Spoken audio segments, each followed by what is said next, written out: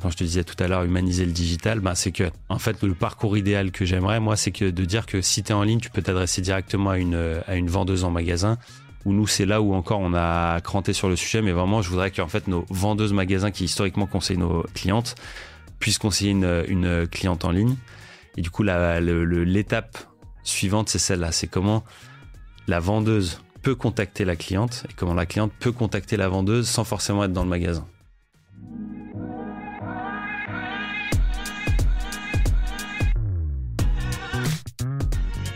Bonjour, bienvenue dans Le Panier, le premier podcast e-commerce. Mes invités cartonnent et me livrent leurs secrets de réussite et les problèmes qu'ils ont rencontrés pour qu'on puisse, ensemble, apprendre à vendre mieux et plus.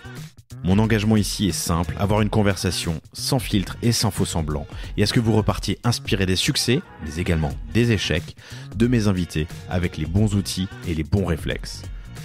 Je suis Laurent Kretz, cofondateur de Cosa Vostra, agence digitale qui fait des sites incroyables et des strates de communication et d'acquisition sur mesure. On travaille pour des grands groupes comme pour des startups, en France comme à l'international, que ce soit pour lancer un site, refondre un e-commerce, développer un SaaS sur mesure, poser une strate de contenu ou repenser un business model. Contactez-moi sur lepanier@cosavostra.com ou LinkedIn et je me ferai un plaisir de vous répondre. Bonne écoute!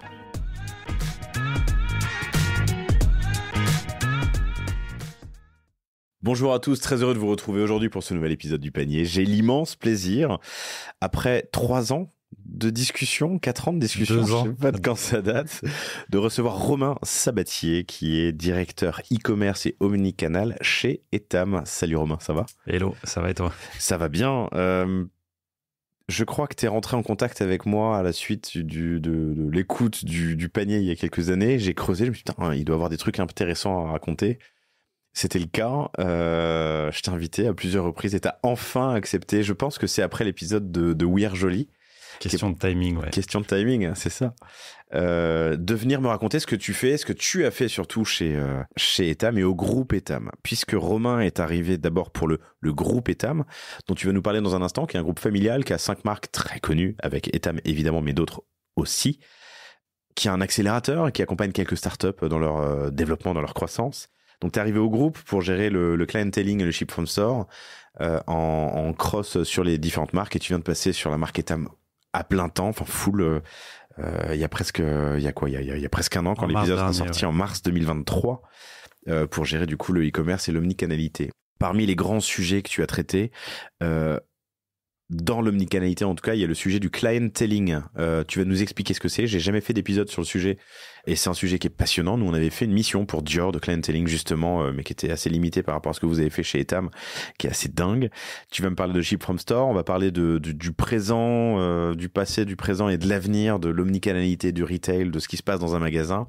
On va parler d'innovation, de ce que vous faites chez Etam évidemment, mais de ce que tu vois aussi et qui se passe ailleurs. On va parler un peu de la stack technique parce qu'il y a une stack assez complexe. Vous faites presque tout en interne et ça c'est intéressant. Ça vous permet beaucoup d'agilité et de mener des innovations qui sont d'ailleurs le fer de lance de Laurent, le fils ou petit-fils du...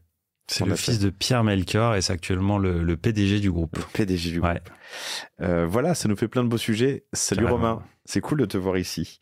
Je suis très heureux. Raconte-moi un peu peut-être le groupe Etam pour ceux qui ne le connaîtraient pas dans son ensemble et puis la marque ensuite. D'ailleurs, la marque avant le groupe. Ce que je trouve drôle, c'est que tout le monde connaît la marque Etam principalement et le groupe Etam, et finalement, c'est assez méconnu dans son histoire et dans tout ce qui s'est passé. C'est un groupe qui a plus de 100 ans, déjà très peu de gens le savent. C'est un groupe aujourd'hui où la plus grosse marque, c'est bien sûr Etam, mais il y a aussi Undies qui est sur un positionnement un peu plus pré-ado, on va dire. Il y a la marque Maison 123 également, et tu as 2 plus petites marques qui s'appellent Livy et Isée, qui sont des marques de lingerie également, qui composent du coup les 5 marques du groupe. Etam, Undies, Livy, Isée et Maison 123, les 5 marques du groupe. Et en plus, à côté de ça, l'accélérateur qui accompagne des marques comme We Are Jolly, super épisode que je vous recommande d'écouter, que j'ai reçu récemment. Et d'autres marques, on parlait d'Eline en préparant l'épisode, d'autres startups que vous accompagniez. Hein. Exactement, qui vient de rejoindre le programme du coup, on a un incubateur en interne qui s'appelle le Wider Lab et ça fait partie des boîtes. Donc, alors, c'est pas une marque de lingerie, c'est une boîte, ça fait vraiment partie de l'écosystème de startups qui est hyper intéressante sur la partie e-commerce à suivre. Et du coup, on essaie de créer de plus en plus de partenariats comme ça, où si on réussit à les accompagner, on en est hyper heureux, sans forcément vocation de travailler directement avec eux, mais en tout cas, c'est des projets qu'on aime suivre. Widerlab, W-E-D-A-R-E-L-A-B, Widerlab, et la marque c'est Elyn, E-L-Y-N. J'ai parlé à Mehdi il y a pas longtemps, qui me faisait une démo du produit, c'était assez hallucinant. Son produit, l'objectif du produit, c'est de réduire le taux de remboursement, le taux de retour, et d'accompagner les clients qui ont un sujet. C'est un gros sujet pour beaucoup de e-commerçants, ouais. Parle-moi un peu du groupe Etam, de l'histoire d'Etam peut-être. Du coup, c'est un groupe qui a plus de 100 ans. Moi, ce que j'aime retenir sur le sujet, c'est, je pense vraiment qu'on a la chance d'avoir un positionnement, comme je te disais tout à l'heure, vraiment de mass market et en même temps limite, c'est une marque culturelle parce que tout le monde la connaît en France notamment. Et du coup, on peut se permettre plein de choses du fait de ce positionnement. On peut se permettre de prendre des risques et de lancer plein de choses, de les tester. Et surtout, on a une énorme proximité avec nos clientes parce que historiquement, on maîtrise notre réseau de distribution. On a l'habitude d'être en contact direct avec elles. Et ça, dans tout le développement des projets, c'est hyper important parce que ça permet de rester hyper terre à terre et surtout d'être certain que ce qu'on propose à notre cliente, c'est pertinent et que ça fait sens dans ce qu'elle attend. Donc c'est un groupe hyper intéressant pour ça. Moi j'ai commencé côté groupe et ce qui était d'autant plus intéressant c'est que le positionnement de nos marques est très différent. Donc quand tu travailles côté groupe, et on va en parler après sur le clienteling par exemple, tu vas switcher entre des marques comme Undies où finalement sur la partie clienteling est assez peu attendue versus une marque comme Livy qui est beaucoup plus haut de gamme où il y aura beaucoup plus d'enjeux d'accompagnement ultra personnalisé, etc. Donc finalement, de réussir à faire du clienteling dans un contexte de masse, c'était ça le gros enjeu de mon poste quand je suis arrivé. Et quand je dis contexte de masse, c'est de trafic de masse. On a en gros une cliente qui rentre dans un de nos magasins toutes les 2 minutes. Donc ça commence à faire vite du monde. Et du coup, tout l'enjeu, c'est c'était à l'époque comment... historiquement, on a du personnel qui est là en magasin, des hôtesses de vente qui sont là pour te conseiller, pour t'accompagner. Comment on leur permet d'aller plus loin dans ce qu'elles proposent aux clientes qui viennent tous les jours dans leur magasin. Et comment est-ce qu'on pense ce virage digital ou virage de l'innovation qui est dans le textile et la mode difficile que beaucoup, en tout cas, ont eu du mal à prendre. C'est un groupe familial. Ouais, c'est vrai que je suis rentré dans le vif direct, tu vois, j'ai pas vraiment répondu à tes questions. Ça, un groupe familial fondé il y a une centaine d'années, tu l'as dit.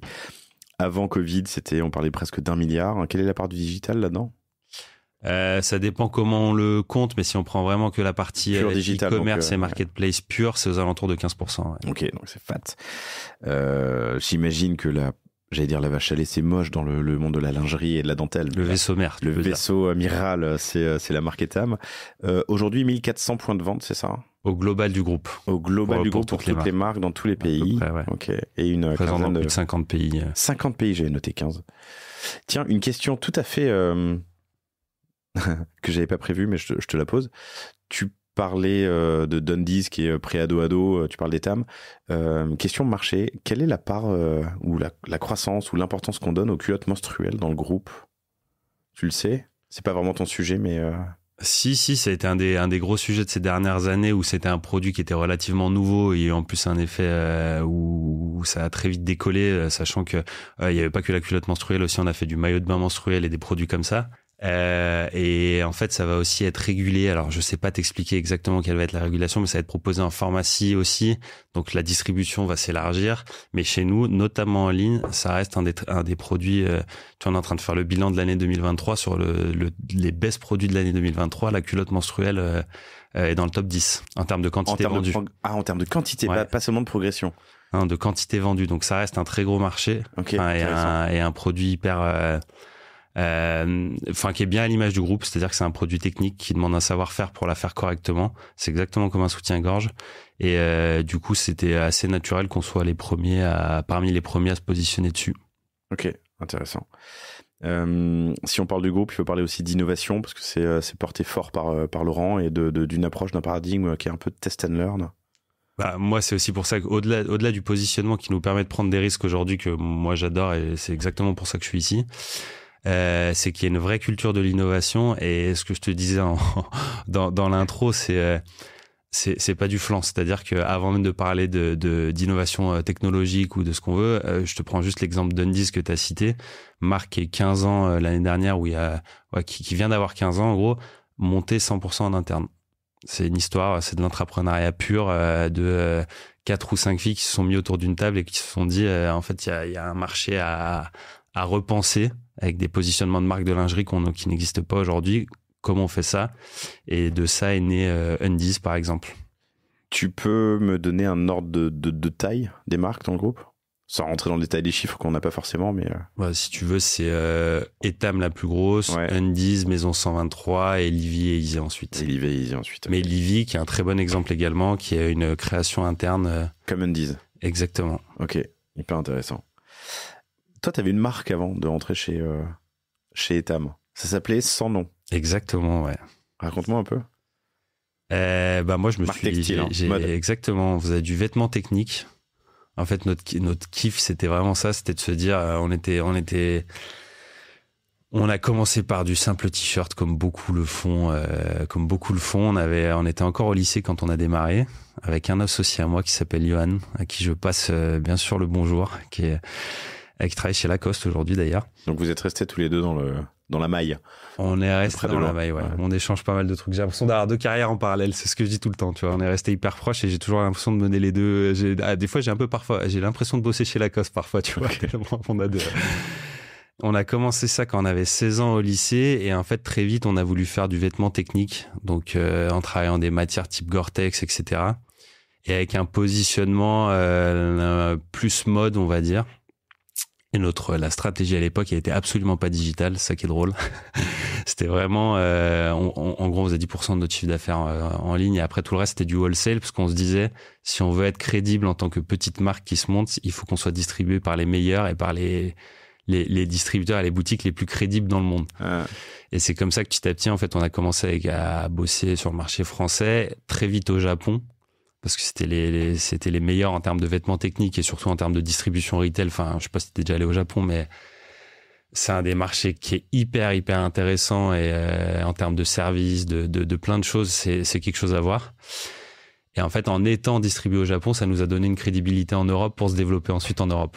C'est ça qui est drôle, c'était ça la passerelle. Ok, intéressant. Tu l'as poussé loin, cette marque? Ça a duré 7 ans quand même, ouais. Ouais. Ça a duré 7 ans et on a fait plein d'erreurs. On a fait en gros 1 petit million. Donc ça restait petit. Mais là où ce qui était drôle, c'est qu'on a tout découvert en avançant. Donc si tu veux, sur du vêtement technique où à la fin on se retrouve avec des zips qui venaient de Suisse, de la matière du Japon, confection à Saint-Malo, les suites au Portugal. Le truc, c'était devenu complètement fou et on a adoré faire ça. Et je le dis, on a fait des très bons produits. Il reste du stock. Qui sortent un peu cher, mais très bons produits. Ok. Il reste du stock? Dans le garage chez ma mère, ouais. Dans le garage chez ta mère. Elle m'en a encore parlé, là. C'est marrant parce que le sportswear de ville est en explosion depuis 10 ans et je crois que je dois avoir 3 collaborateurs aujourd'hui au bureau qui ont des Salomon de trail, mais pour tu vois, pour tous les jours, quoi. Et je dois avoir quelques autres employés aussi qui ont des t-shirts techniques mais qui se portent. C'est Sigal d'ailleurs que j'ai reçu sur le panier qui fait un peu ça, dont le positionnement est un peu là-dessus, du vêtement technique, en tout cas des matières techniques, mais pour la vie de tous les jours parce que c'est bien. Il faut que je l'écoute. Voilà, il est pas mal. Sigal, ça s'écrit Seagale, je vous le recommande, chères auditrices, chers auditeurs. Et donc tu fais ça sans nom pendant 7 ans quand même, avant d'arriver au groupe Etam. En parallèle de mes études, ouais. En parallèle de tes études. Ou à l'époque, d'ailleurs, j'étais incubé, c'était le début de l'entrepreneuriat et de l'entrepreneuriat comme on le connaît aujourd'hui, parfois un peu caricaturé, de la Startup Nation, etc. Mais à l'époque, moi, je me rappelle quand je suis arrivé, j'étais incubé à l'université Lyon 3, qui avait un super incubateur. Et je me rappelle être arrivé dans ce truc, j'avais jamais entendu le mot d'entrepreneuriat. Alors qu'on avait déjà monté Sans Nom depuis 2 ans et qu'on avait vraiment lancé, qu'on commençait à bien marcher. Et de fil en aiguille, en fait, j'ai organisé mes études en parallèle de la boîte. Donc, master en entrepreneuriat, des choses comme ça, je faisais les alternances dans ma boîte. Donc voilà, de fil en aiguille, on a bien développé ça. Et après, le destin m'a amené chez Etam. Ouais. Ok, avec 2 principales missions pour commencer, c'est ça, le clienteling et l'omnicanalité. Pourquoi on te confie l'omnicanalité? Qu'est-ce que tu sais de l'omnicanalité après ton expérience? Alors, en arrivant chez Etam, je te confirme que j'en savais rien du tout. Je pense que j'ai dû dire à l'entretien que je savais ce que ça voulait dire, mais c'était comme l'entrepreneuriat quand je suis arrivé à l'incubateur, si tu veux. Non, j'en rigole aujourd'hui, mais À l'époque, j'avais rencontré des personnes chez Etam, en l'occurrence, où je m'étais dit Etam, je suis pas sûr que ça m'inspire énormément parce que en l'occurrence, j'ai jamais porté de lingerie en plus. Mais j'avais rencontré des personnes à l'époque où je m'étais dit putain, ça a l'air pas mal. En tout cas, ils ont l'air hyper intéressants et de bosser avec eux, je pense pas que ça puisse me desservir, au contraire. C'est comme ça que ça m'a amené, que j'ai été recruté. Et oui, effectivement, les 2 projets principaux, les postes autour de l'omnicanalité n'existaient pas encore vraiment. Et c'était le début de ça, dans le sens où historiquement on a un groupe de retail et qu'il y avait un vrai enjeu de réconcilier tout ce qui se passait sur la partie digitale pure, qui prenait de plus en plus de poids, et de la réconcilier avec le réseau retail historique, qui lui marchait toujours très bien et qui était toujours en expansion d'ailleurs. Et donc autour de ça, la mission, elle s'est articulée dès le début en fait autour de 2 projets majeurs, on va dire. Il y avait toute la partie clienteling avec les outils qu'on met à disposition de nos vendeuses pour aller beaucoup plus loin dans l'accompagnement qu'on propose à nos clientes. Et un deuxième projet qu'on appelle Ship from Store en interne, qui était vraiment de dire comment les magasins deviennent préparateurs de commandes e-commerce pour permettre de mettre à dispo l'offre des magasins en ligne. Commençons par le Pardon, vas-y, ce qui était un gros game changer à l'époque, parce que réseau où il y avait des gros enjeux sur le digital et un stock étalé sur 1400 points de vente, dilué sur 1400 points de vente, c'est comment on a une meilleure optimisation de ce stock pour réduire les dead stock à la fin, pour proposer 100% de l'offre absolument tout le temps et partout à notre cliente. Enfin voilà, il y a plein d'enjeux comme ça. Commençons par ça, l'application en tout cas les outils de clienteling que tu as mis en place. La genèse de tout ça, c'était surtout de dire, en fait, historiquement, en magasin, nos vendeuses, elles sont ultra dépendantes de leur caisse.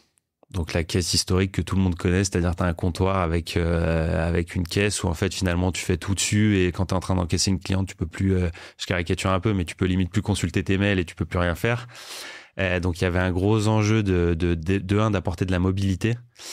Et de 2, d'apporter des fonctionnalités qui permettent d'aller beaucoup plus loin dans le conseil qu'on apporte à nos clientes, parce que c'est ça que je trouve intéressant aussi, c'est qu'on a beau être sur un positionnement de mass market, historiquement on a des vendeuses qui sont en magasin et qui sont là pour accompagner la cliente. C'est pas des vendeuses qui sont là pour faire de l'opérationnel, pour plier, pour faire les inventaires, c'est pas du tout que ça, c'est vraiment accompagnement, conseil sur un produit qui est technique et particulier, donc qui nécessite une partie conseil dans beaucoup de technique ok, parce que c'est tout est dans le détail dans la lingerie, j'imagine. Particulier parce que t'achètes pas forcément un soutien-gorge comme t'achètes un simple t-shirt, ou en termes de fitting, en termes de bien aller, en termes de plein de choses. En fait, ça nécessite très souvent de l'essayer pour être sûr qu'il te va.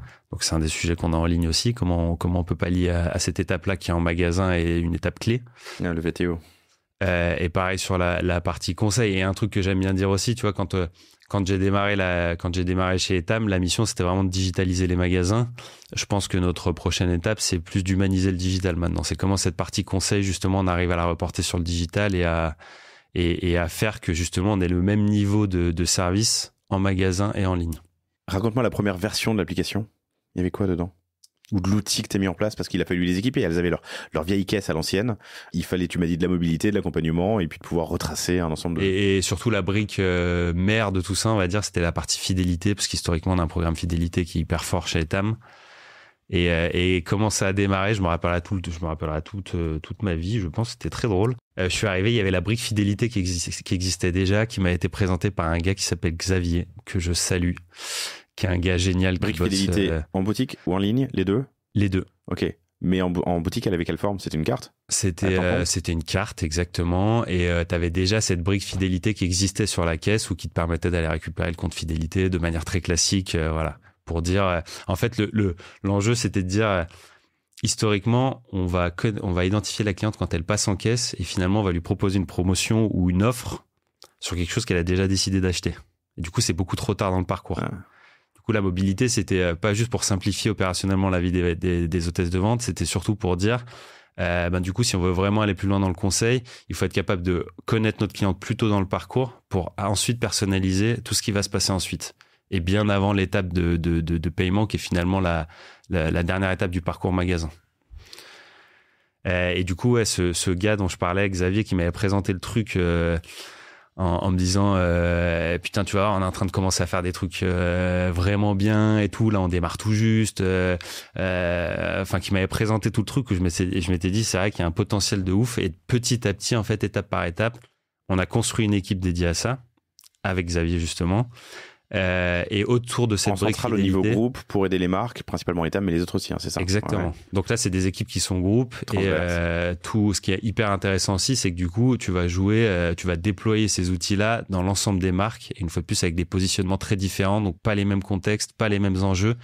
Et en jonglant avec tout ça, c'est là où tu arrives à faire un outil qui est hyper complet et qui est ultra spécifique pour la lingerie. C'est pour ça aussi que c'est intéressant de le développer en interne.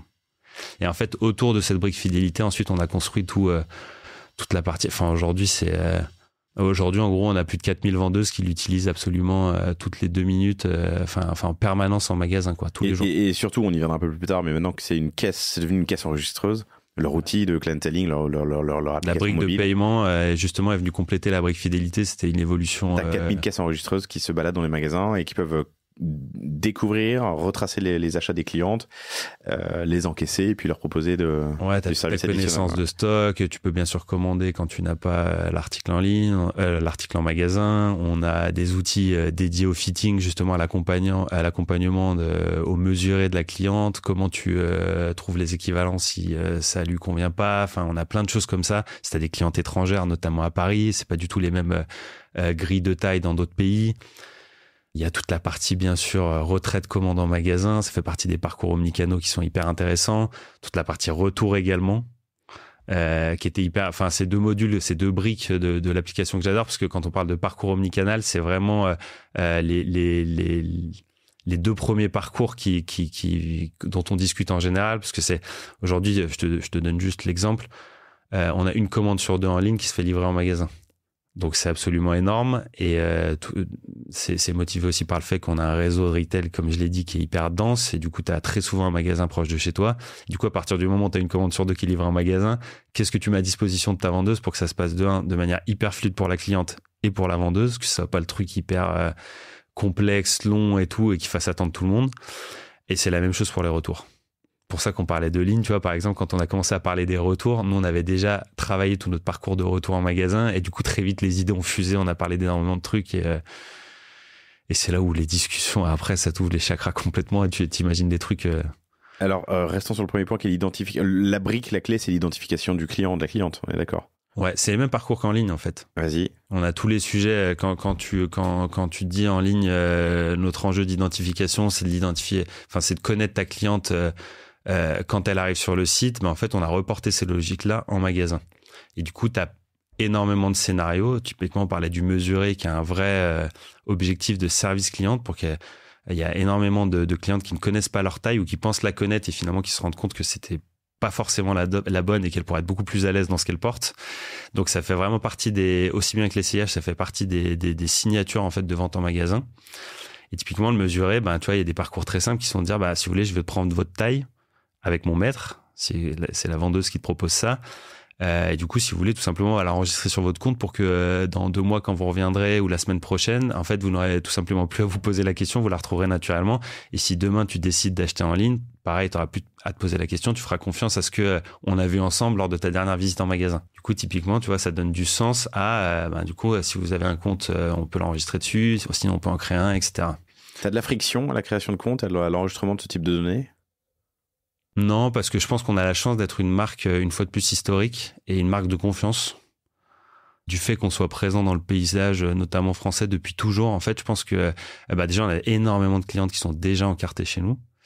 Et on n'a pas forcément de réticence quand c'est amené avec du sens. Alors, quand on te demande en magasin de créer un compte juste pour créer un compte, souvent t'es réticent parce que ça t'apporte rien. Non, à partir du moment où ça fait du sens et que c'est fluide, en fait, il y a beaucoup moins de sujets. Et l'argument de la vendeuse, ça va pas être de dire c'est juste que demain je veux t'envoyer un email. C'est en fait pour toi déjà, ne serait-ce que sur ta taille, tu sois absolument sûr de pouvoir. Les arguments, il y a la taille. Qu'est-ce qu'il y a d'autre? Il y en a plein. En fait, on a démultiplié les scénarios d'identification comme ça, où je parlais du retrait de commande. C'est un scénario et un parcours que j'aime bien parce que, en fait, avant même que ta cliente arrive en magasin, tu sais qu'elle va venir parce que tu sais qu'elle a une commande qui l'attend. Donc, plutôt que d'avoir à lui redemander qui c'est, de redemander son numéro de commande, etc., t'as ta liste des commandes qui t'attendent, t'as juste à lui demander son prénom, tu la retrouves en 2 minutes, ça connecte le compte fidélité automatiquement parce que tu sais qui a acheté. Il y a plein de scénarios comme ça qui sont hyper intéressants. Je reviens sur l'identification de la cliente et la partie feed. Donc tu mets un outil en place, tu as 1400 points de vente aujourd'hui, je sais pas combien il y en avait à l'époque, 4000 vendeurs et vendeuses à traîner, à former. Est-ce que là, quel a été le programme, quel a été l'accompagnement, est-ce qu'il y a eu de la friction, quel conseil tu peux donner? En fait, on partait d'une situation où il y avait des outils existants et on développait déjà beaucoup de choses en interne, mais du coup, on avait fait énormément de choses qui n'étaient pas forcément corrélées entre elles. Du coup, il y avait un premier enjeu qui était tout centralisé dans une master app, on va dire. Et du coup, déjà, la logique plaisait à nos hôtesses de vente en magasin, parce qu'on leur disait déjà, en fait, on va vous simplifier la vie, on va tout centraliser dans un seul endroit, vous n'aurez pas à switcher d'application en permanence et tout. Et en plus, on va vous déployer des smartphones qui vous permettront de le faire absolument, que ce soit en cabine, en caisse, à l'accueil, partout dans le magasin. Donc déjà, la logique a parlé à tout le monde immédiatement. Et le deuxième game changer, c'est que comme c'est développé en interne, en fait, le moindre retour qu'on avait, on sortait une version toutes les 2 semaines. Et en fait, très vite, tu gagnes la confiance quand on te fait un retour le samedi en magasin. 2 semaines après, tu as le truc qui est développé, il y a le truc qui est corrigé, etc. Et très vite, tu gagnes la confiance comme ça. Et après, en plus... on a organisé énormément d'ateliers, de présentation des nouvelles fonctionnalités. C'était limite des keynotes. Tu vois, on avait une convention annuelle avec l'ensemble de nos responsables et directrices de magasins. Tu avais limite la keynote AppMag qui te présentait toutes les... Je dis AppMag, pardon, c'est le réflexe. C'est le nom de l'application en interne, tout simplement. C'était limite... Il y a de la littérature, on peut trouver des écrans, des démos d'AppMag en ligne. Je crois que t'en as parlé à quelques reprises. Ouais, alors est-ce qu'il y a des images que je suis pas sûr que t'en trouves beaucoup, mais en fait t'en trouves en magasin, c'est-à-dire que tu vas t'adresser à n'importe quelle vendeuse en magasin, elle te montrera avec plaisir, elle te l'ouvre, et c'est là où je suis assez fier et où tu posais la question de la conduite du changement. Demande à n'importe quelle de nos vendeuses en magasin ce qu'elle pense de l'AppMag, tu verras qu'elle te répondra avec le sourire et qu'elle en sera très contente. Donc avant même d'en parler dans un podcast, tu vois, je pense que ou avant même de chercher sur Google ou autre, aller en magasin, regarder à quoi ressemble AppMag. Donc on était là, training et change management auprès des vendeurs et des vendeuses, des hôtesses de... Comment tu les appelles? Hôtesses de vente. Hôtesses de vente, principalement des femmes. Principalement des femmes, ouais. Hôtesse, je sais pas, j'essaie d'être... Donc formation, des mises à jour régulières, tu leur changes la vie, donc tu les as intégrées dans la réflexion? En permanence.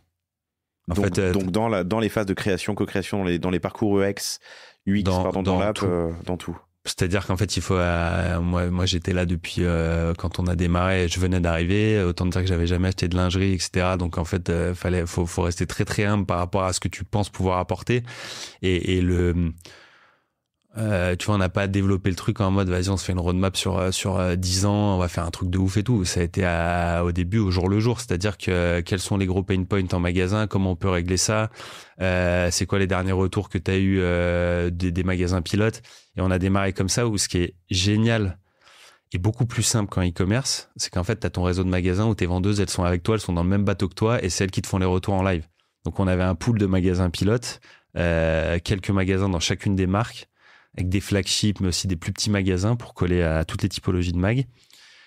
Mais on était en échange en permanence. Permanence. Je t'ai pas posé la question, les boutiques, c'est du retail, c'est de la franchise, de l'affiliation? On a des magasins en propre, la grande majorité, on a des affiliés. Okay. Et donc il y a toute la question aussi des affiliés. La grande majorité, c'est les affiliés ou c'est les magasins propres? C'est les magasins propres. C'est les magasins propres, la grande majorité, ok.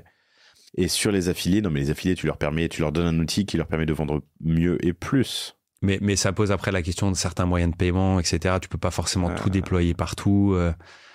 Mais voilà, après en fait, c'est une appli qui est... L'idée, c'était vraiment d'avoir des modules que tu puisses, en fonction des marques, tu vois, toutes n'ont pas les mêmes enjeux, donc t'actives pas forcément la même chose. Pareil entre des magasins en propre et des magasins affiliés. Et en fait, tu jongles avec tout ça. Et puis pareil dans les pays, tu vois, t'as des moyens de paiement spécifiques. Donc comment tu développes comment t'intègres des moyens de paiement spécifiques. Et l'enjeu, mais où on est arrivé aujourd'hui, c'était de se dire, au fur et à mesure du déploiement, en parallèle, on a déployé plus de 4000 smartphones en magasin pour justement équiper chacune des vendeuses. C'était vraiment le but. Et de se dire, on arrive au point où en fait, maintenant, la moindre fonctionnalité, à chaque déploiement, tu sais que tu as un impact absolument immédiat sur l'ensemble de ton parc de magasins au niveau du groupe. Et ça, c'est quand même... c'est cool. C'est génial. Et c'est pour ça qu'on est même allé vers des fonctionnalités de communication où finalement, il y a, je pense, comme beaucoup d'organisations retail, tu fais passer des communications un peu à la semaine, etc. Mais si par exemple, tu veux booster, en intro, on parlait tout à l'heure des culottes de règles. Si j'en sais rien, tu as un magasin qui te fait remonter un argument hyper pertinent pour vendre la culotte de règles qui a fait mouche auprès d'une cliente. En fait, aujourd'hui, à l'ouverture de l'application, on peut faire passer des communications. On est sûr que chacune de nos vendeuses va avoir accès à cette com. Donc, si tu veux faire passer un argument clé ou juste un message de Joyeux Noël, par exemple, pour la fin d'année, en fait, tu t'adresses en un clic à l'ensemble de tes vendeuses. Ce qui avant n'existait pas. AppMag devient vraiment le backbone, l'outil central de la boutique. Exactement. Tu dis que tu as déployé 4000 smartphones. Les boutiques, je pense à Etam, celle où je fais parfois des achats, c'est celle qui est au hall, qui est au 3e sous-sol, je veux pas dire le bêtise, où il n'y a pas de réseau. Ouais. Il suffit pas de donner un smartphone, il faut du Wi-Fi, il faut plein de choses autour de ça, non? Exactement. C'était le gros sujet du Wi-Fi au début, où quand il y a pu avoir de la réticence, c'était beaucoup, ok, avant d'avoir des outils, en fait, est-ce qu'on peut avoir un Wi-Fi clean? Est-ce qu'on peut avoir... Et bien sûr qu'il existera toujours des magasins un peu particuliers, même dans des bâtiments historiques où tu as des murs épais comme jamais. Bien sûr qu'il y aura toujours des soucis de ce type-là. Mais pareil, en fait, il y a eu des sujets d'infra-magasins, de Wi-Fi, etc. où aujourd'hui c'est tout con, mais il faut y penser, quoi. Exactement. 1400 boutiques, 1400 points d'accès. Sauf si tu leur mets de la 3G. Il y a aussi une boutique, nous, on est dans le 17e arrondissement. Il y en a une qui est au bout de la rue de Lévis. Lévis ou Lévis? J'ai jamais su. Rue de Lévis, je crois. Lévis. Mais tu vois, quand tu as réglé le sujet du Wi-Fi, après on en avait d'autres. On a développé des moyens de paiement à distance, par exemple, où tu envoyais des liens de paiement par SMS. Bah pareil, effectivement, tu as beau avoir du Wi-Fi, tu n'as pas de 4G forcément, donc le SMS il part pas forcément. Enfin voilà, ça fait partie effectivement des points de contexte qui parfois freinent un peu le déploiement, mais ça n'a jamais été un vrai problème. Ça a mis combien de temps en tout? Entre le moment où on décide de lancer le projet et le moment où la première version sort et est utilisable dans X magasins test? La première année, on avait déployé la version bêta avec peu de fonctionnalités. Et petit à petit, on a élargi. C'était France principalement au début. Après, on a déployé dans les pays. Et là, moi, ça va faire 4 ans et demi que je suis dans le groupe Etam. Maintenant, c'est absolument partout. L'appli, elle fait tout. Je ne sais pas te dire ce qu'elle ne fait pas. Enfin, si je sais, mais la première année, finalement, on avait déployé les smartphones. On avait déjà une grosse partie des fonctionnalités de base. Ok. On parle de la boutique, mais l'application, il faut bien qu'elle communique avec un back-end. Ça veut dire que tu es obligé d'avoir des outils en centrale, que ce soit le site web, enfin le site e-com ou j'imagine ton ERP, ton OMS et tout ça, qui sont apaisés et permettent de discuter avec ces 4000 téléphones qui vont d'un coup les interroger 10 fois par jour ou 100 fois par jour d'ailleurs. Exactement. Vas-y. Bah, il y avait un gros sujet où nous, on est. Vous étiez déjà à jour, enfin, c'est la poule et l'œuf, quoi. Tu vois ce que je veux dire? Bah, en fait, on a mis à jour au fur et à mesure. Effectivement, tu parlais du Wi-Fi, tu vois, il y avait d'autres sujets de grosses dépendances. On est sur SAP, par exemple, où l'appli au début tapait direct dans SAP. Enfin, ça posait un certain nombre de questions, parfois de surcharge ou de choses comme ça. Et au fur et à mesure, on a traité tous ces points-là. On s'est mis quelques coups de chaud certains samedis de forte affluence ou de choses comme ça. Mais aujourd'hui, en fait, on a eu des gros projets de mise en conformité de l'app, on va dire aussi bien en interne qu'en externe, aussi bien sur la partie ce qu'on appelle l'urbanisation de l'application, c'est-à-dire comment on la rend pas dépendante des SAP et qu'il y a des intermédiaires entre les deux justement. Et après il y avait des sujets justement de conformité sur tous les moyens de paiement, parce qu'on en est arrivé finalement à développer notre propre logiciel d'encaissement tout simplement. Donc après t'as des certifications qui sont obligatoires pour pouvoir l'opérer, etc. Même si aujourd'hui on la commercialise pas l'application, donc ça simplifie un peu les choses et on gère pas le cash. Mais voilà, il y avait un certain nombre de sujets comme ça vraiment d'infra et de. Okay. Et surtout que ton application, elle est déployée dans les 50 pays. Oui. Ok. Alors pas tous tout à fait, tu vois, mais par exemple on a ouvert les US. Même si c'est que 30 pays, c'est quand même 30 fois 2-3 moyens de paiement qui sont à chaque fois un peu originaux. Exactement. Et qui sortent du lot, quoi. Et que tu dois intégrer dans ta stack. Exactement. Je pense, tu vois, là, on a sur un sujet sur Twint en Suisse, on a Bancontact en Belgique, on a à chaque fois des moyens de paiement locaux, mais qui font toute la différence quand justement tu parles de fluidité de parcours et quand tu veux être sûr de répondre à toutes les éventualités. En fait, vraiment, la tagline de l'app, c'était de se dire, tu ne dois jamais dire non à une cliente. Voilà. Donc, que ce soit en termes de moyens de paiement, en termes de questions qu'elle peut avoir sur un produit, en termes de le b.a.-ba, ta connaissance du stock. Pardon, je le prends note. Hop. Tu as... bon, c'est des questions SI, mais moi j'ai un passé dans les SI. J'ai fait du système d'information pendant quelques années chez Lafarge, puis chez Air France. Mais du coup, j'ai plein de questions qui me viennent, mais notamment en termes de déploiement et de versionning. Ça doit être une sacrée, peut-être pas usine à gaz, mais un sacré complexe. Enfin, ton application française, US, allemande, qui ont des versions, des accès différentes. Tu as peut-être dans des boutiques pilotes certaines fonctionnalités Q. Exactement. Le paiement, le tap to buy dont on va parler dans 5 minutes. Ça doit être une sacrée structure en interne. En fait, en parallèle de développer l'app, tu te développes un dashboard de pilotage et de gestion de l'app, en fait. En termes d'activation des fonctionnalités, en termes de gestion des langues, en termes de... Oui, ça demande et c'est là où c'est intéressant d'avoir tout développé en interne. En fait, déjà, on a vraiment structuré l'équipe pour être un studio indépendant, limite. Où le principe, c'était de se dire, on est autonome sur toute la chaîne. C'est-à-dire de la déjà de la définition de la roadmap et de la stratégie. Ensuite, de toute la partie UX, UI, tout le développement et ensuite tout le déploiement. Et finalement, on a en plus historiquement, on a toujours eu un service magasin qui déployait les logiciels de caisse, les versions de caisse, etc. En fait, c'est cette équipe-là qui s'est occupée ensuite de déployer l'application en cohésion avec l'équipe, ce studio interne qu'on a monté justement, avec un rythme de déploiement qui n'était pas forcément évident au début pour eux. Vous êtes parti sur Android ? Ouais. La question s'est posée ? En fait, on a les deux. iOS et Android, parce qu'historiquement, on a des iPads en magasin et que pour déployer des smartphones, on est parti sur du Android. Donc, en fait, on gère les deux. Ok. À refaire. Android te laisse un peu plus de liberté. Non, mais le choix Android, iOS pour équiper tes vendeuses en boutique. Une question sur un déploiement massif de smartphones, il y a une question de coût sur Android qui est non négligeable. Ouais. Voilà. Et de flexibilité peut-être aussi quand tu... Voilà, et en même temps, on avait déjà les iPads en magasin, qui reste un outil qui est hyper intéressant quand tu veux montrer du produit que t'as pas forcément en magasin. Enfin voilà, et du coup de gérer les deux, c'est fait hyper naturellement. On a démarré tout de suite comme ça. Et après, t'as certaines versions d'iOS qui te font bien chier, voilà, qui te font bien chier quoi. Mais non, ça va dans le. Vous avez tout de suite, j'imagine. Non, pardon. Quel est l'enjeu RGPD ? L'application, il n'y a que de l'information qui transite, il n'y a rien, j'imagine, qui est stocké en local. Non. Si tu as une perte de réseau, tu n'as plus d'application. C'est un des enjeux quand on parlait justement d'urbanisation tout à l'heure, c'est de se dire, par exemple, si tu perds, est-ce qu'on développe un mode offline ? Ça, c'était une des questions qu'on a historiquement depuis le début, qui est un énorme sujet. Et en fait, on a commencé à le faire petit à petit sur des fonctionnalités clés. Genre, par exemple, le retrait de commande. Si j'en sais rien, un jour, t'as plus de Wi-Fi, t'as plus rien, il faut qu'il y ait un truc que tu puisses continuer à faire, c'est ton retrait de commande pour pas faire attendre ta cliente. Sur les fonctionnalités d'accompagnement au fitting et au mesuré, la vendeuse, elle connaît parfaitement son métier, elle peut se permettre de se passer de l'application. C'est comme ça qu'on fait la distinction pour l'instant. Et du coup, on a une partie qui est disponible offline, mais pas l'ensemble de l'application. Ok, compris.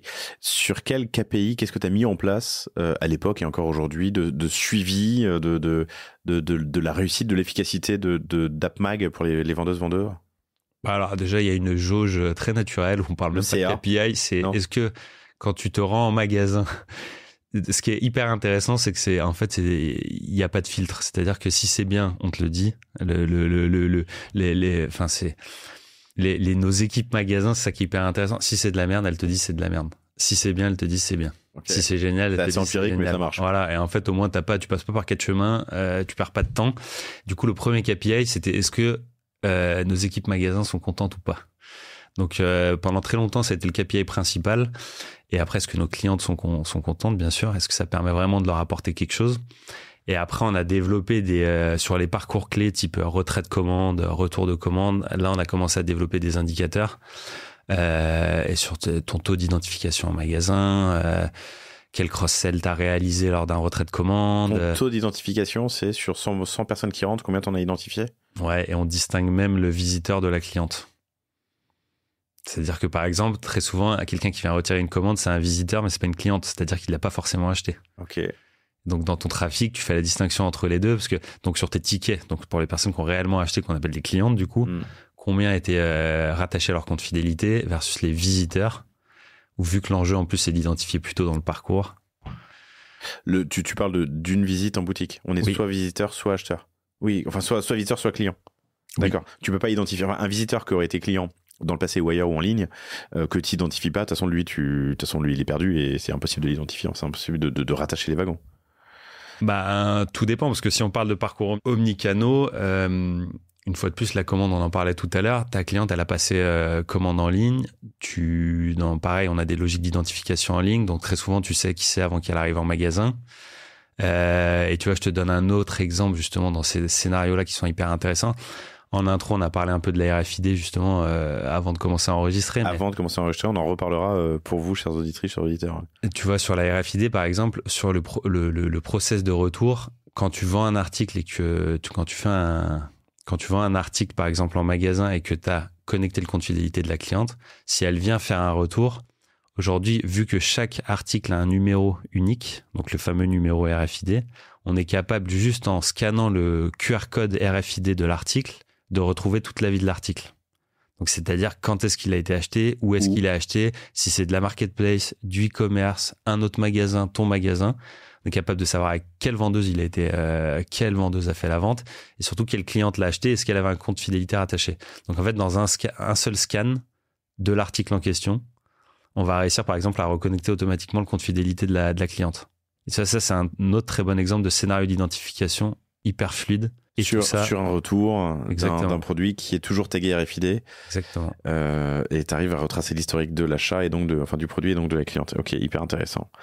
Le RFID se développe. On peut en parler maintenant là. Non, restons sur les KPI. J'y reviens dans une seconde. Il y a d'autres KPI sur lesquels tu as des apprentissages ou des mises en place à nous partager? Ouais, on regarde justement sur toute la partie retour, la part d'échange versus remboursement. On a des questions de... vraiment, on a eu un gros sujet sur la partie ratio.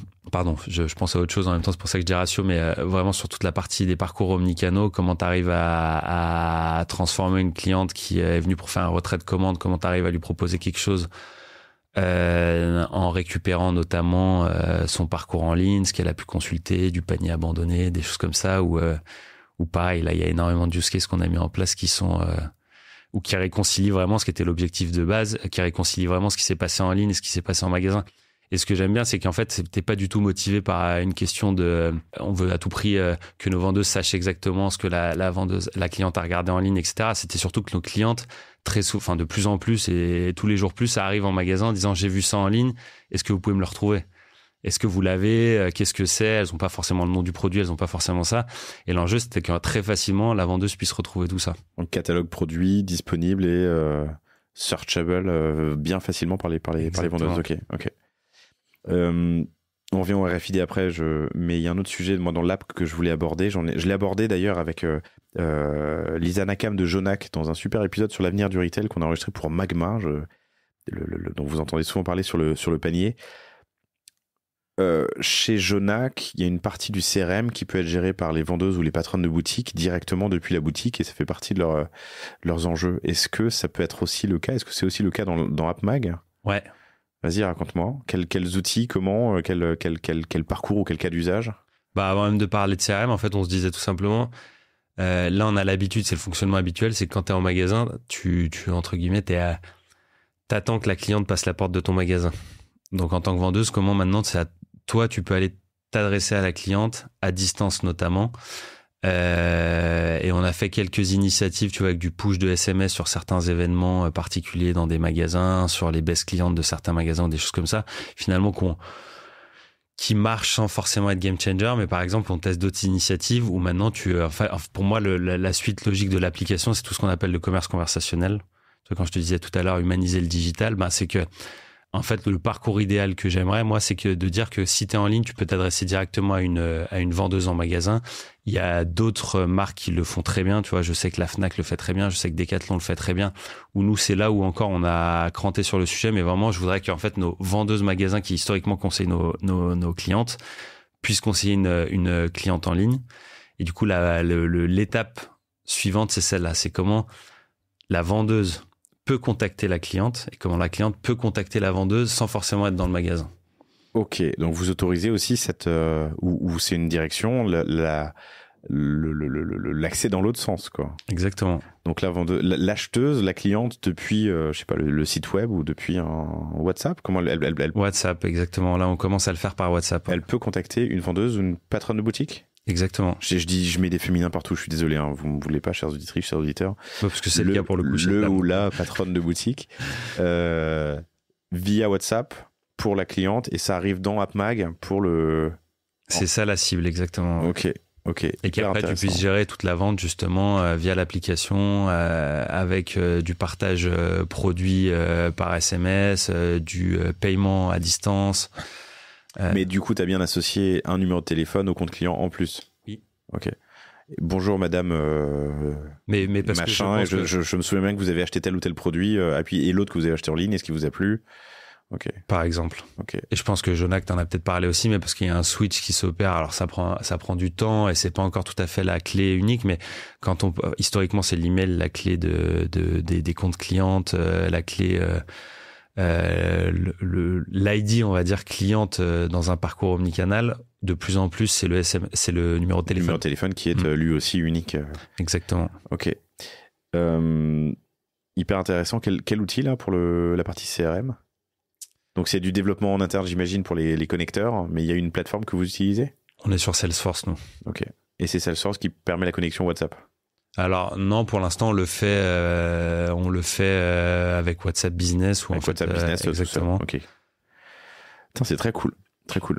Dans la partie formation, il y a un autre sujet que je voulais aborder, c'est qu'il y a certainement pas mal de turnover dans ce genre de métier. Ça veut dire des formations, des rappels réguliers sur l'utilisation, les enjeux de l'application. Ouais, mais c'est cliché ce que je vais dire, mais personne t'a jamais formé sur ton iPhone. Donc c'est exactement le même principe. Et tu vois, on se disait aussi au démarrage, en gros, tu arrives dans un magasin, on a beaucoup de contrats étudiants, on a beaucoup de... je me rappelle mais même moi quand je suis arrivé, hein, pour comprendre comment fonctionnait la caisse et pour être à l'aise avant d'encaisser une cliente et en gardant le sourire et en disant putain, faut pas que je fasse une connerie, tu mettais une semaine avant d'être à l'aise sur la caisse. Là, l'enjeu, c'est que en 10 minutes, t'es capable de tout faire avec une cliente.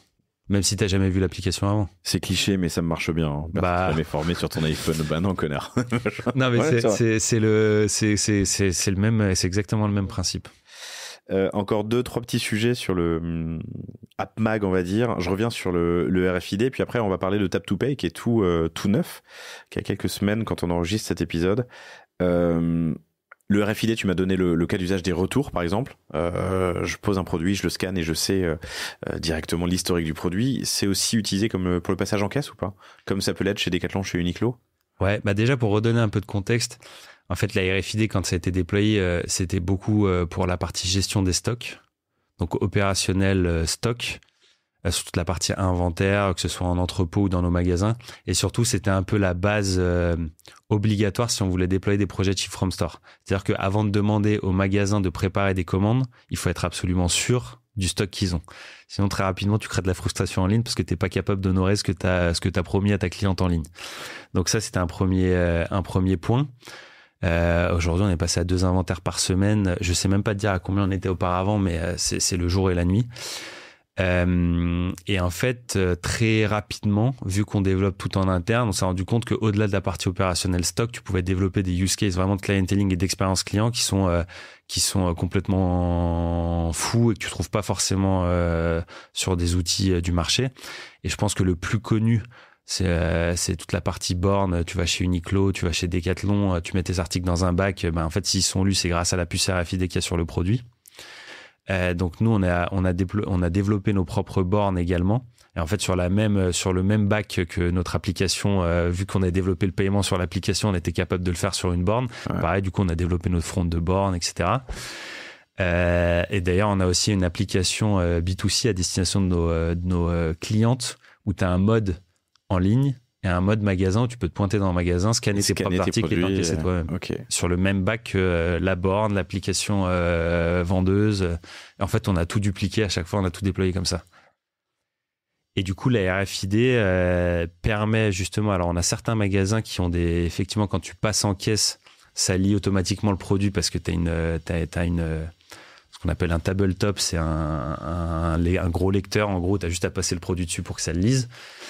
Et après, sur les retours, il y a ce que j'évoquais tout à l'heure, qui est que juste en scannant le numéro unique RFID, tu retrouves toute la vie du produit, et c'est l'empreinte digitale du produit en fait. Ok, hyper intéressant. L'autre sujet, c'est le tap to pay. On peut maintenant encaisser directement sur chacune de ces instances de l'application pour les vendeuses en boutique.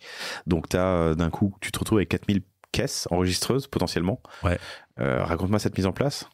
En fait, c'est un sujet dont tout le monde parle, enfin tout le monde, dans le milieu du retail, on va dire. Quelques milliers de personnes qui écoutent le panier en général. Ça va faire quelques années qu'on en parle, où vraiment le principe, c'est de se dire tu t'affranchis complètement des terminaux de paiement en magasin, et c'est sur le smartphone que tu as juste à plaquer la carte bancaire sur Ou ton téléphone. Oui, ou ton téléphone. Tu as une puce NFC dans le téléphone, en fait, et c'est ça qui lie la carte bancaire. Et du coup, tu es capable d'encaisser sur un smartphone en t'affranchissant du terminal de paiement. Et du coup, vu que l'encaissement mobile, on parlait de mobilité tout à l'heure, c'était une des clés de ce qu'on voulait faire, et qu'on a du coup déployé en magasin aussi des points d'encaissement mobile pour que tu gardes l'idée, c'était d'apporter de la mobilité sans perdre en qualité de service. Mais tu es toujours freiné par le fait que les TPE ça coûte cher, enfin les terminaux de paiement ça coûte cher, la maintenance c'est parfois complexe. Là en fait tu t'affranchis de tout ça et finalement les 4000 smartphones qu'on a déployés font office de caisse. Et du coup, donc c'est un projet là, en fait il y avait des contraintes de légalité et de normes et de sécurité. Et de normes exactement. Donc là depuis maintenant 1 mois c'est possible sur iOS, donc chez Apple. Et début de l'année 2024, là, janvier, on va pouvoir le faire sur Android. Ok, l'application est prête ? L'application est prête, elle est born ready, comme on dit. Elle est born ready. Et quel est votre partenaire ? Nous, on bosse avec Adyen sur la partie paiement. Adyen, qui était passé sur le panier, que je salue. Sur la partie paiement et le tap to pay, du coup. Exactement. Et la certification, c'est chez eux ou c'est chez nous. C'est chez vous. Ok. En fait, ce qu'on a certifié pour être en conformité, c'est vraiment toute la partie ton moteur de calcul, être sûr que t'as pas une touche magique qui te permet de faire sortir du cash. Enfin, en fait, c'est tout simplement ça, une certification. C'est de dire comment ton logiciel. Mais donc, il y a eu un audit. Ouais. Ok. Qui a pris du temps. Qui a pris du temps, ouais. Et j'avais dit aux équipes, je m'étais engagé sur 2 trucs. J'avais dit vraiment, on célébrera et je paye le champagne quand on aura fait 2 choses. L'assertif, on est sûr de pas tous finir en tôle, déjà c'est pas mal. Et le tap to pay, où c'était les deux trucs. Alors l'assertif, ça apporte pas grand chose à nos clients, ça apporte rien, mais c'était une obligation sur laquelle on s'est bien fait chier aussi. La réassurance. Donc c'était un peu, vas-y, on passe à autre chose et ça sera cool. On sera vraiment des cow-boys quand on aura fait ça, tu vois. Cool. Début d'année. Sur Android, ouais. Donc début d'année, c'est-à-dire que dans n'importe quel, enfin dans tout, en un clic, on déploiera l'encaissement mobile absolument partout, sur tous les Android, les téléphones Android qu'on a en magasin, ouais. Un sujet aussi que j'avais sur le virtual tryouts, l'essai virtuel, facile en boutique parce que tu as une vendeuse. Comment est-ce que tu rends l'appareil ? C'est intéressant ce que ça dit tout à l'heure. On a digitalisé le point de vente, il faut humaniser maintenant l'e-com. Qu'est-ce que vous testez ? Qu'est-ce que vous faites sur le virtual tryout, les VTO sur le site web ? Bah, historiquement, ce qu'on a fait, c'est qu'on avait développé à l'époque le Try at Home, qui te permet en fait de commander, t'essayes chez toi, et en fait tu payes que ce que tu gardes. Du coup, c'est du paiement décalé. En fait, tu avais 10 jours pour essayer chez toi et renvoyer ce que tu gardais pas. Ça, c'était une des premières solutions qu'on avait mises en place. Et après, le parcours, une fois de plus, omnicanal qu'on a, te permet justement, tu commandes en ligne, tu veux te faire livrer en boutique, une commande sur 2 arrive en boutique. Ça te permet d'aller essayer au moment où tu passes en boutique également. Et après, on a un peu... du coup, les autres initiatives qu'on a là, c'est le conversationnel qu'on a via WhatsApp, où en fait, si tu as un conseil beaucoup plus précis sur ton produit aussi, ça va te permettre d'être sûr de la taille que tu choisis. C'est là où l'enjeu du conversationnel est important aussi, pour réduire ton taux de retour, pour augmenter le panier moyen, bien sûr, par le conseil, mais aussi pour être sûr de l'accompagnement que tu apportes et être sûr que ta cliente, elle choisit la bonne taille.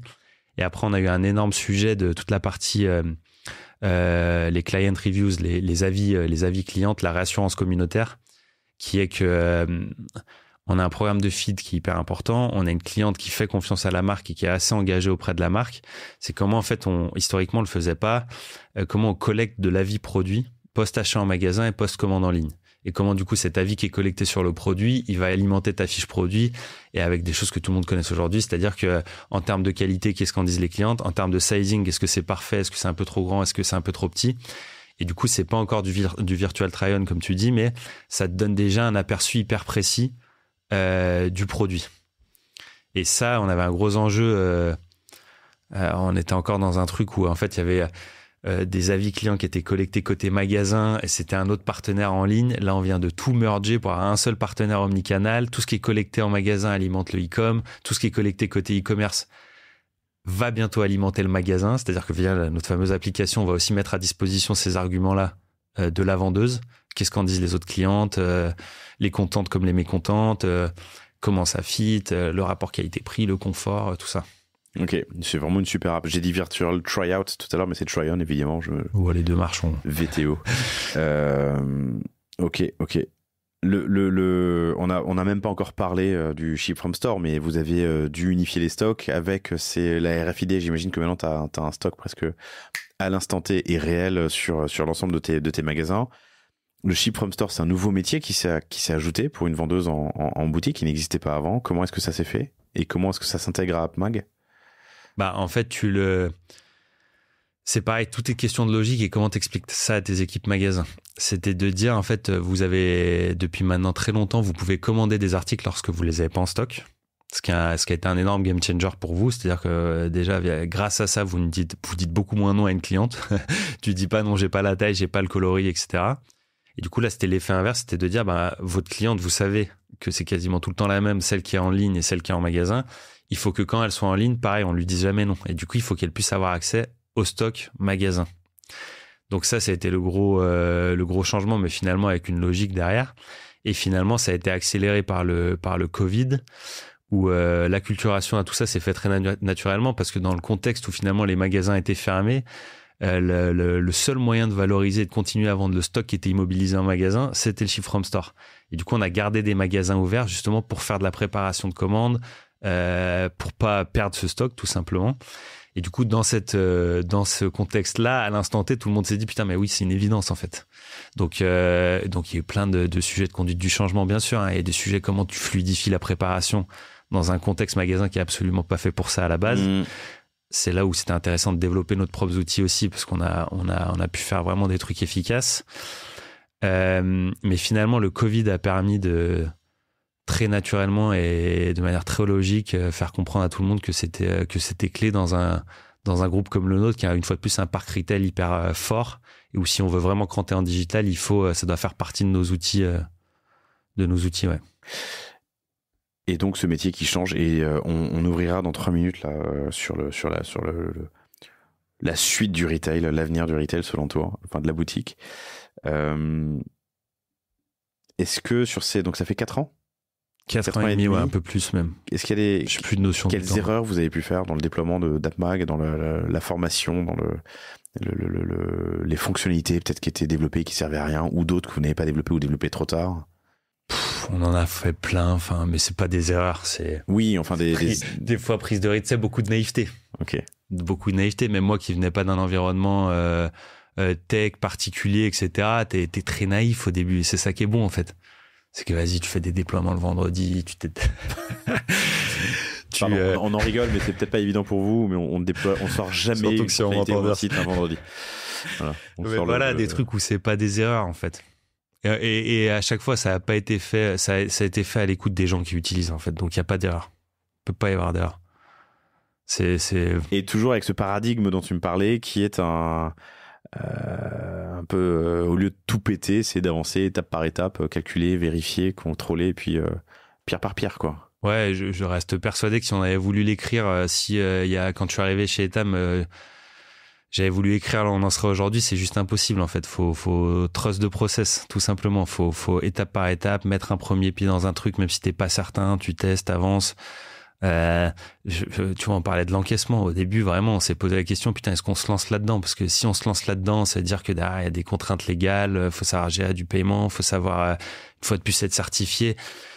Et de fil en aiguille, en fait, tu te rends compte que tout est surmontable, qu'on n'a pas des équipes énormes. En plus, c'est pas comme si c'était des investissements complètement démesurés par rapport aux résultats. Ça reste hyper, le ROI sur un truc comme ça est monstrueux, en fait.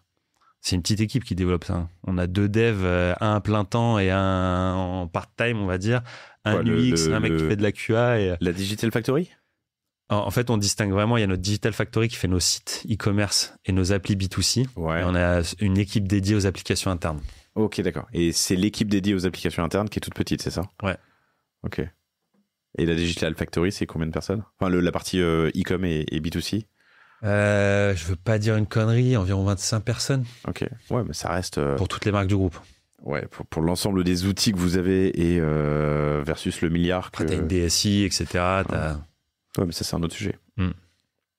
Cool. Je rentre dans une boutique Etam dans 10 ans et puis tu y es toujours parce que tu es toujours passionné par ce que tu fais. C'est quoi mon expérience?